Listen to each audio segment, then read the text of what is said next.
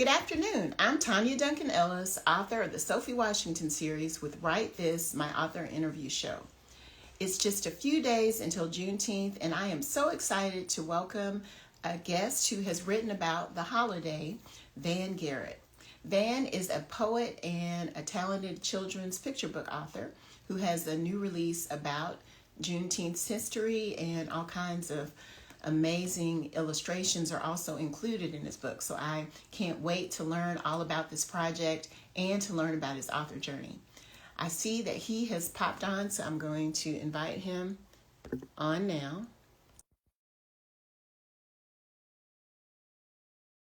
This is just wonderful because some of the artwork in his book was done, or all of it was done by Reginald Adams, who created a beautiful mural about Juneteenth. So there he is. Hey, Van.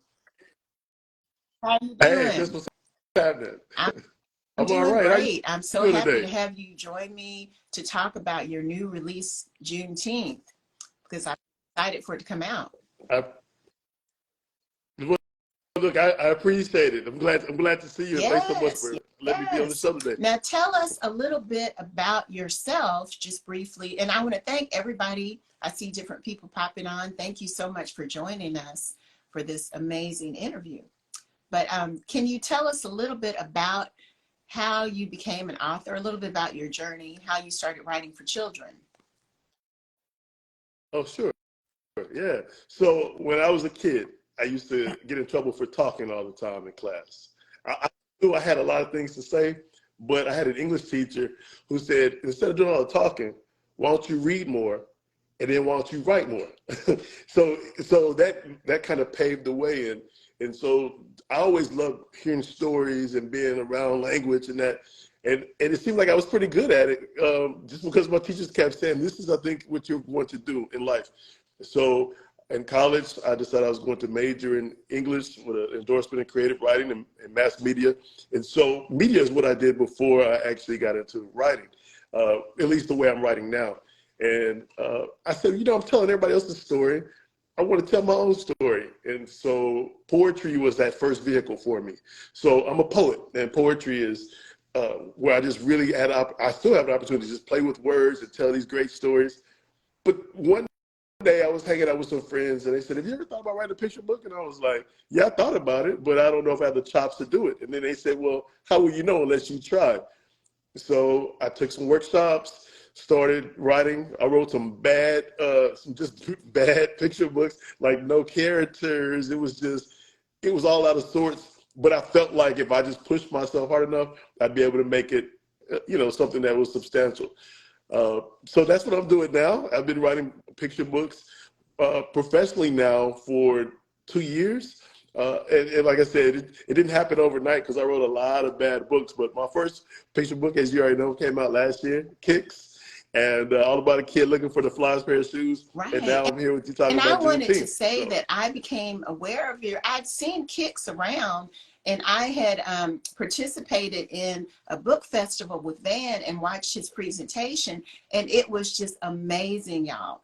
There was a little girl in there like repeating back his words. She was 5 years old. She was repeating the poetry in the book. It was just so wonderful. So please check out Kicks if you haven't already seen that. I loved that so much. Yeah. you talking about this book right here? This is what, yeah, Yeah, and I love the right, words and just right. everything about Yeah. it. So it was great. No, I appreciate it. That was a blast, and I saw you doing your thing, and Yeah. that's when I became familiar with Sophie Washington, right? So yeah, it was like wow, these stories were. I was on the edge of my seat. I said these stories are really engaging. So congratulations to Yes. you with all the series. How, how many do you have right now in the Right now, series? I'm sorry, I how have many are in the series 13 right now in the in the Sophie series? series. And as I shared with you, I have a book about Juneteenth coming out next year. So I would, maybe we can partner and do some things when it comes out. So I'm looking forward to, and it's called They Built Me for Freedom. And else Right, I right, learned is that the artist who did your illustrations, Reginald Adams, his art is actually right. featured in my book because my book, Emancipation Park, he did the sculptures and art in Emancipation Park here in Houston. Oh yeah, yeah. I mean, yeah, those mosaics and all that. Yeah, and Third Ward, you can't help but to see his handiwork all over the So place. He and his I'm team. just so Yeah, very excited much and so. I want to learn. So please tell us about Juneteenth. Your- Yeah, yeah.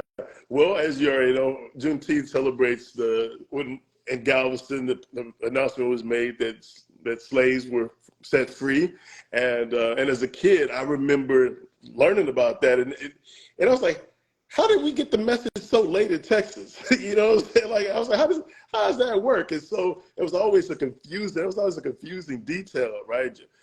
But uh, in this which I'm so excited to tell, in this book. I don't really focus so much on the slavery aspect of it, but more so the celebration. Because when I was a kid, that was something that really spoke to me. When I was a kid, my folks took my sister and me to a Juneteenth parade. I don't know if you know Grimes County, you know, like Anderson, Yes. College Station, up around that way. So we went to the parade.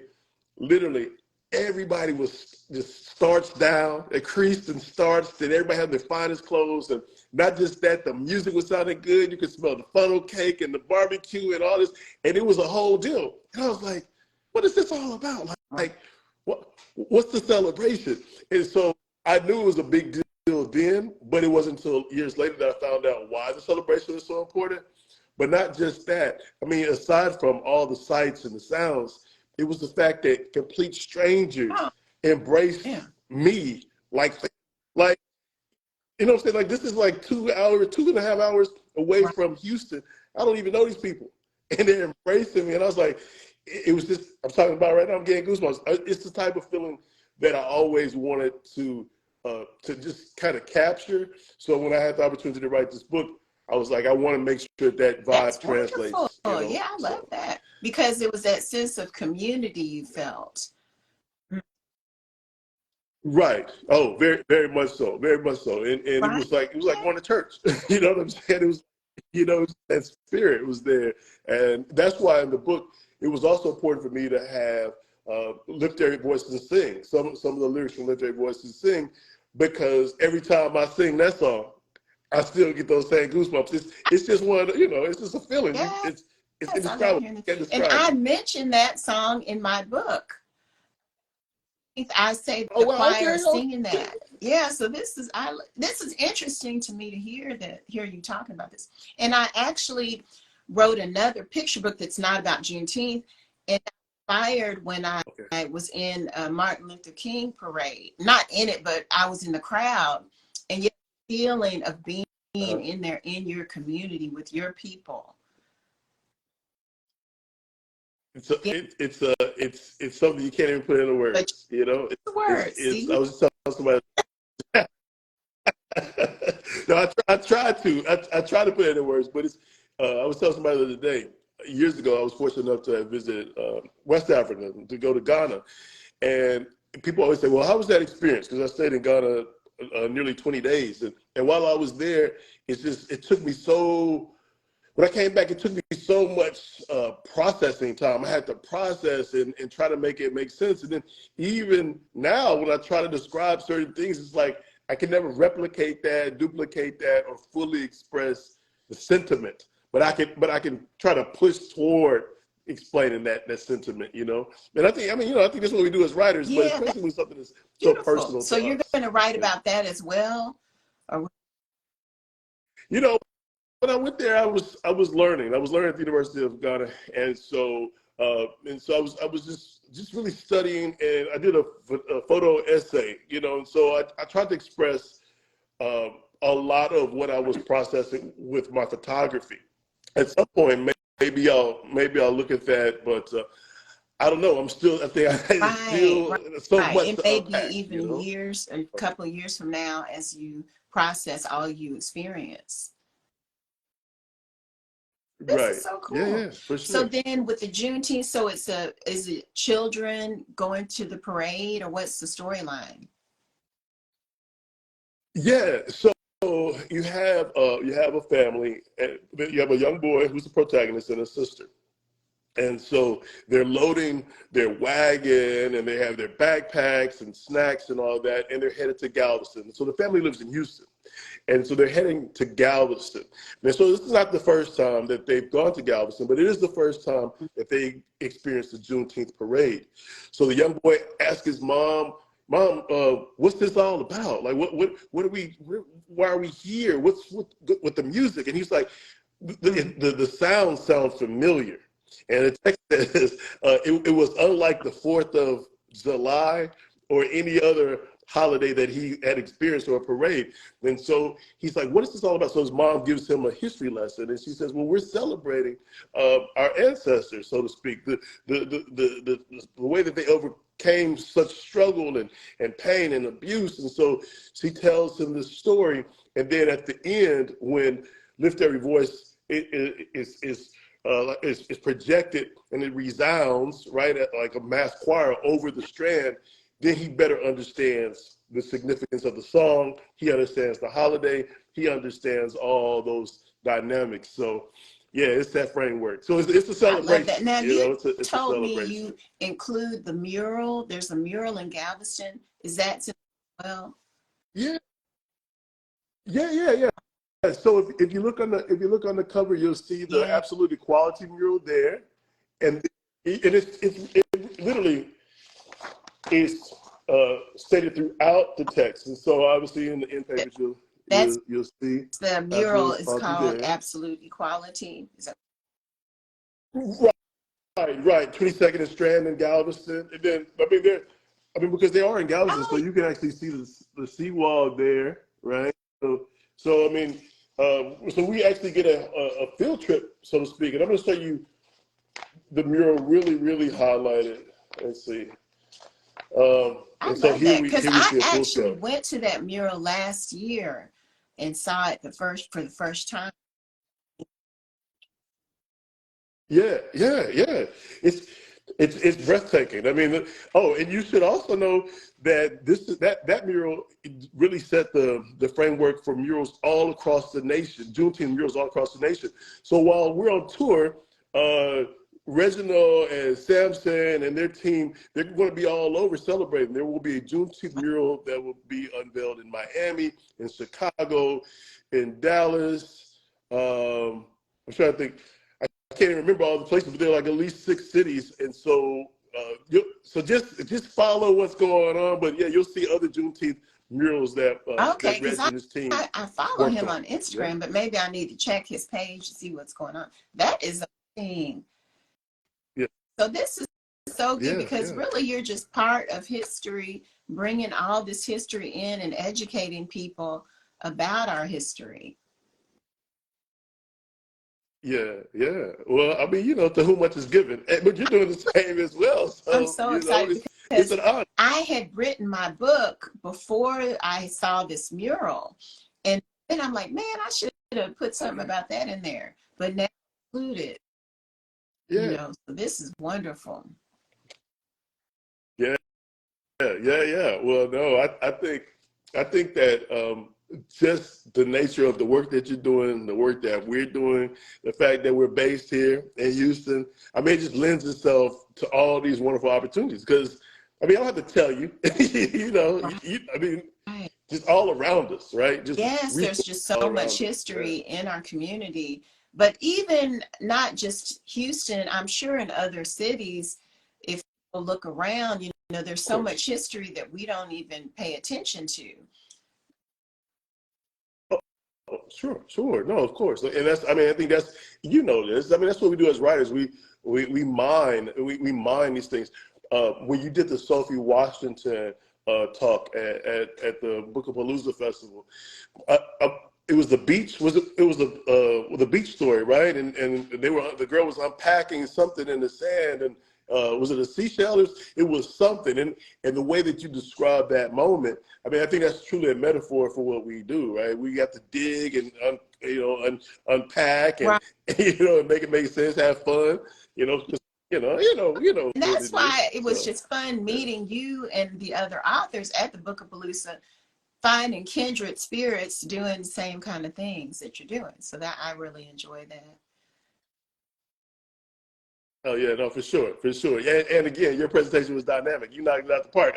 I walked away from that. It was a whole experience. I was like, wow. So now I'm vested in your character. I'm invested in Sophie Washington. The whole series. Did not know it's 13 in the book, but I was like, I could tell, like, obviously you know what you're doing, and just the presentation, like even the way you presented, I thought was really solid. So. Now, Yeah. what do you have any other projects in the works or anything else coming out after Juneteenth? Yeah, so you already know I'm on tour right now, pushing Juneteenth real heavy, and so they'll wrap up at the end of this month, and then I'll do a mini tour with Kicks. So leading literally the day after, and that's just what's on the schedule right now. I mean, that could always change, but all the way to the 20th, there'll be a Juneteenth push, and then Kicks will resume. I'll be resuming that tour until around the second week in July. And then the next book that we're going to be getting ready to hit the road with will be Specs. So Specs is all about glasses, which is part of the series, part of the Kick series. So that comes out next spring. So yeah, and then there's a mystery book I cannot talk about that I'll also be promoting, and then gearing up for 2 other books the following year. So yeah, it's just, well, come on, it's just nonstop. Like you in one tour, Now, are the your next tour tours through picks your up. publisher, or do you? You know, so yes and no, yes and no. So after Kicks and after the success of Kicks, a lot of people started reaching out, and they were like, hey, you went to one of my friends' schools. Can you come to my school? And I'm like, yeah, okay. So a lot of the word of mouth is just, that part. But then my publisher will be like, hey, you know what? We need you to be at this particular conference, or we need you to be at this event. What is your availability? So it's really just a mashup or a mix-up, not a mix-up, but a mashup of both of those worlds. Like, case in point. So I'm going to be on the road in the next couple of weeks. While I'm on the road doing something else, a bookstore found out that I was going to be in their city, and they said, hey, can you come over here and do something with us? And it's just because word of mouth was starting to spread. But like I said, it's just any given day. Yeah, any given day. I'm with your publisher, so I'm like, hey, let me. Yeah. Well, push for them to set you up with some of the conferences, which I know they will. They're gonna set you up with some really nice conferences, because your spring next year is your book coming next year. Oh yeah. That's what I've learned is, like, that's a really good. I don't think it's really a bad time for a book to come out, but it's something about the spring, because there's so many festivals and conferences and opportunities. So yeah.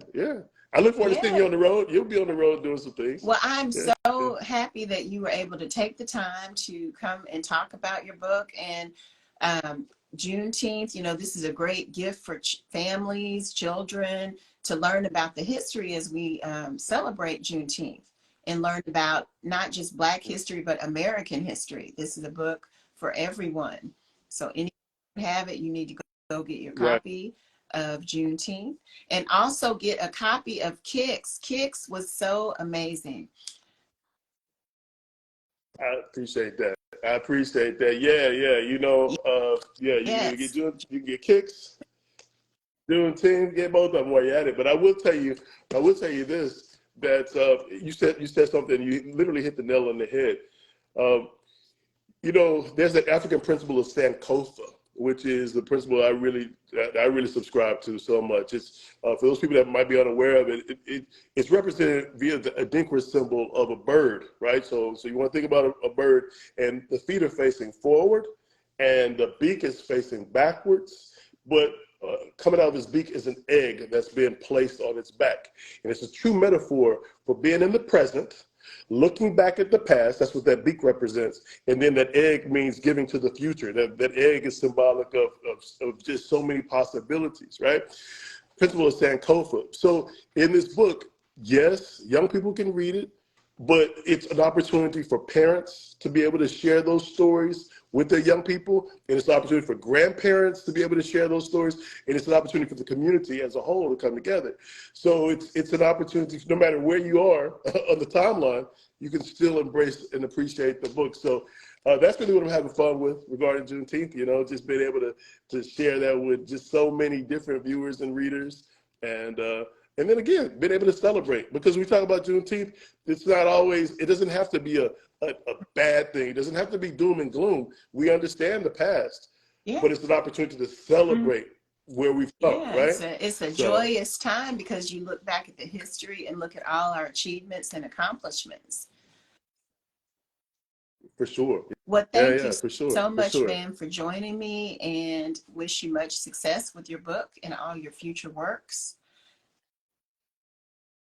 I appreciate that. Yeah, thank you so much. I've had a blast. I've had a great time with you. Hey, before we get off, can I screenshot this real quickly? Because this is my first my first live. I'm So I going to want to save it get on my this page captured. and put it on my YouTube, so you can get a copy of the whole video. So you'll be, yes. Oh, no, say less. Say less. It's just I've had a great time talking to you today, so I just want to capture the moment. But I'll let you take care of all that over there. So. Yeah. Thank you so much. Thank you, everybody, for joining us, and see us next time for another episode of Write This. Bye-bye. Bye. All right. Bye.